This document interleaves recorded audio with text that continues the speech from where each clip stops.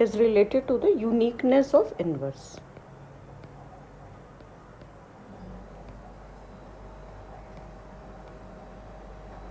As the name suggests, this theorem states that the inverse of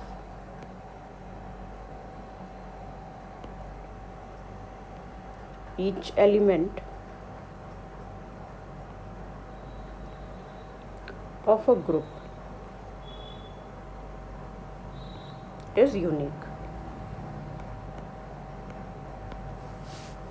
So let us write down its proof. Let G be a group and E be the identity element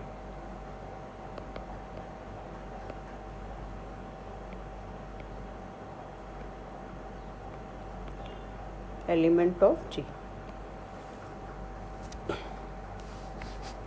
Then for any A belongs to G, suppose that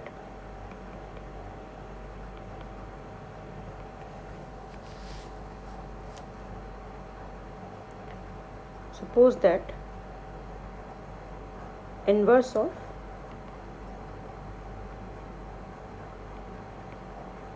A is not unique.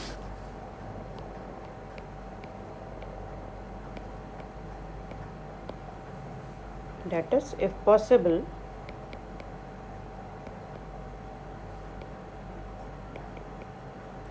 suppose B and C are two inverses of A.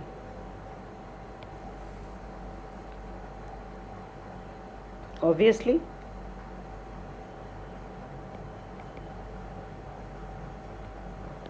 B and C belongs to G,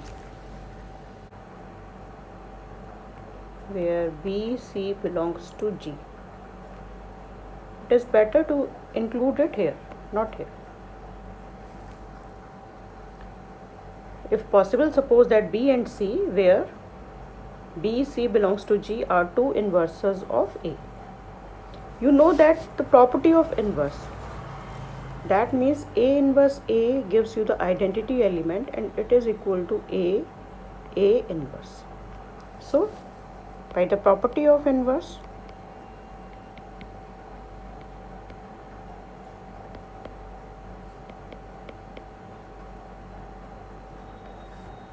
since B is the inverse of A, so B operated on A is equal to A operated on B is equal to the identity element E. This is 1. Again, C is the inverse of A, so C operated on A with C gives you E. This is second property. So from 1 and 2, you can see that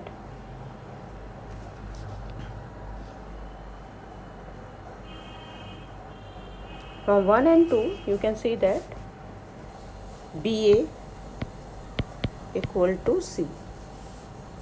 Now we may apply by applying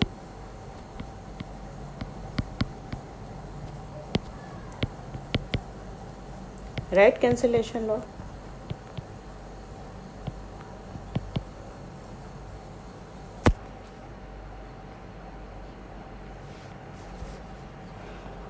We obtain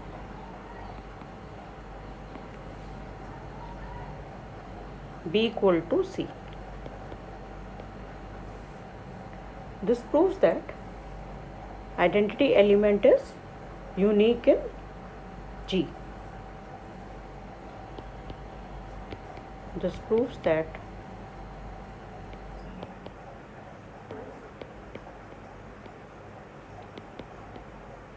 identity is unique in G. Our next theorem is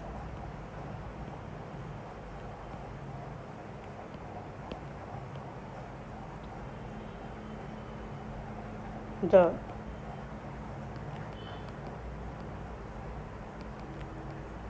left identity is also the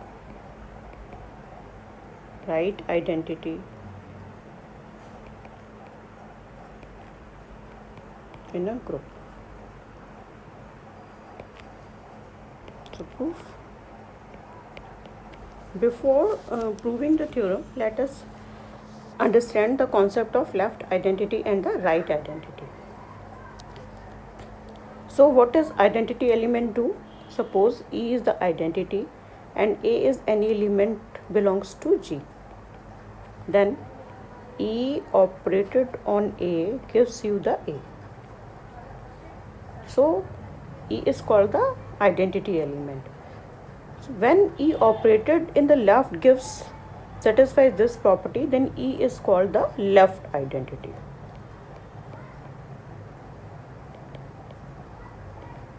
And when we write A operated with E gives us A, then here E is operated in right, so it is called the right identity.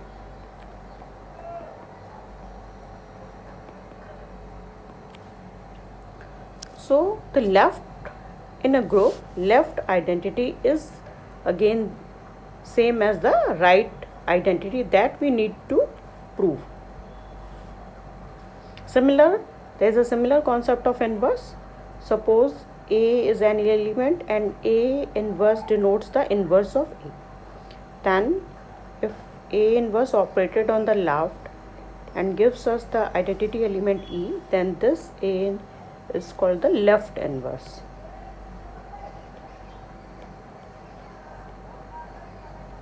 And when A operated with its inverse from the right hand side and gives the identity element, then this is called the right inverse.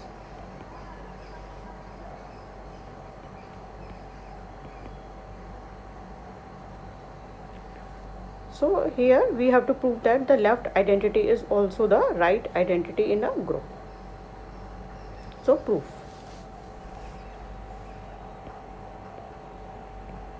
Let G be a group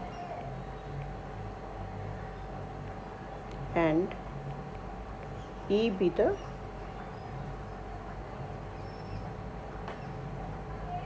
left identity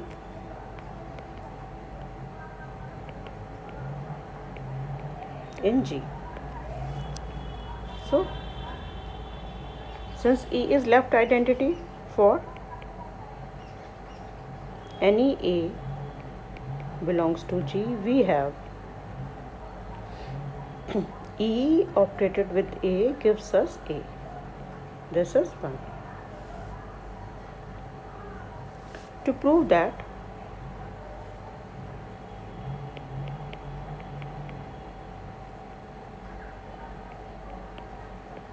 E is also the right identity,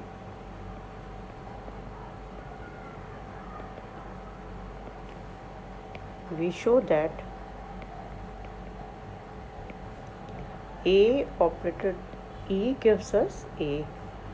This. That is, to prove the result, we need to show A operated in E gives us A. So, suppose A inverse is the left. Because we have a left identity, it means we have a left inverse. Suppose A inverse is the left inverse of A in G.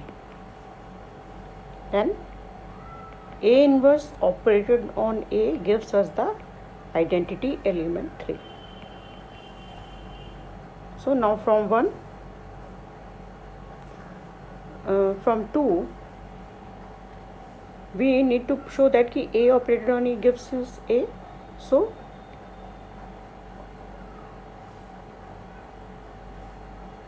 A inverse operated on AE. What is the value of this expression? Let us see. So we apply the associative law, we change the grouping, this, and as from 3, because A inverse is the left inverse of A, so its value is same as the identity element E, and this is E here from 3. So here E is the left identity, and when left identity operate on any element of group G, we obtain the element itself. So you may suppose this as a left identity, treat this as a left identity, and this is a element of G. So when left identity operated an element of G, this gives us the element, so we obtain E here.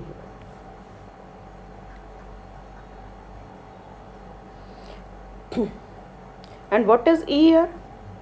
From 3 again, E is same as A inverse A, so it is equal to A inverse A, again from 3, again using 3, and now we apply the left cancellation law, that is A inverse AE is equal to A inverse A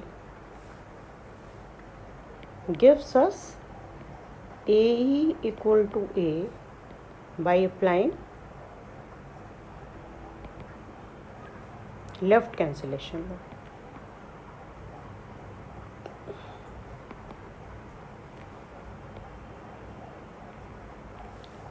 So we obtain A equal to A, it means E is also the right identity.